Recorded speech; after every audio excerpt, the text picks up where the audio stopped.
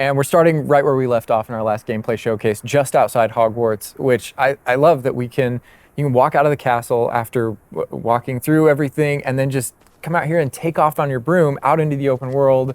And Alan, I know that's something that you particularly like about Hogwarts Legacy too. Yeah, I'm a big fan of just being able to hop on the broom and, and go anywhere. There's something about kind of like the sensation of everything being open to you, and just I love the proximity that I can get to things. I love flying close to the ground, and I kind of wanted to talk about it just because I feel like the brooms are fun for me, not just because of all those feelings of exhilaration, but because they're not just I have a broom and it's done. I actually kind of like some of the mechanics in it. So you see in the lower right there's a meter there, and occasionally as Andrew's kind of flying up or flying down, you might notice it draining or not. And this isn't the present day where all the broom technology is well known and advanced and everything that we know and love. This is an earlier time where they're still trying to figure out, we're not at the 3,000 yet. We're at we're at the 11. So. Oh my goodness, I'm just so speechless right now because this is just so beautiful. The world just looks so. By the way, the broom, is that like the only one, or can you like upgrade that broom to go faster?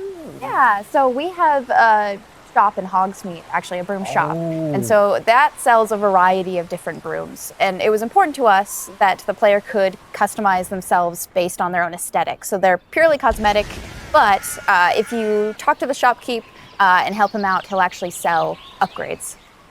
Yeah, and those upgrades will make it so that where normally the broom, you can only fly, you can only go at max speed. It's kind of like a turbo meter down there. You can only go at max speed without the meter going down, kind of closer to the ground. And as you raise into the air, you'll notice the meter drop.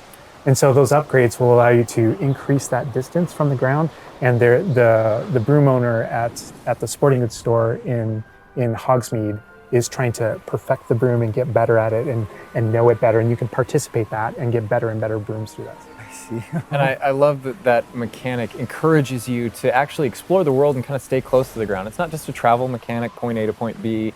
You're not just flying high over everything, although it is beautiful, something I really love doing, but as well, there's lots to explore on the ground, and so kind of keeping you down at the ground level. And to me, it feels like it's got this kind of surfing vibe over the. Oh my god! Like I'm just like I want to snatch the controller from Andrew right now because I want to go to the mountaintop, I'm going to the forest, and to that hamlet, or I don't know if that's how it's called. I think that's what it is. No, it's awesome. We're actually gonna land here, and I feel like that you call it a hamlet is just perfect, just because that's what we refer to it as, and so. We all know from lore that Hogsmeade is the only all-wizarding village within Britain, but we wanted other opportunities to kind of meet other characters out here and to kind of populate the landscape, so it's not just kind of, barren as you leave out this direction and that direction.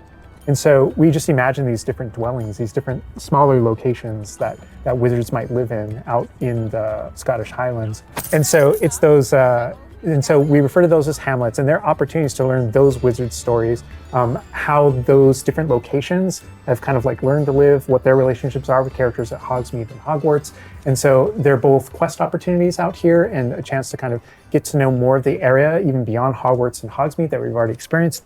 And you'll also notice on the mini-map, like lots of little icons, and each one of those represent gameplay in the hamlets that you can participate in, whether it's a vendor or different puzzles and challenges or different secrets that exist.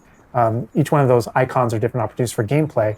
And you'll notice that same thing as we venture out into the open world as well. So when you go out into the open world and you see those icons, whether they're on the mini-map or on your map or off in the distance, those things are opportunities to say, like, I want to increase my inventory capacity. They're puzzles left behind by old wizards, that you can solve that actually grant you those. If you see ruins off in the distance and you visit them, you might find opportunities to actually expand and learn about your ancient magic. And as you kind of encounter different enemies dotted on the landscape, sometimes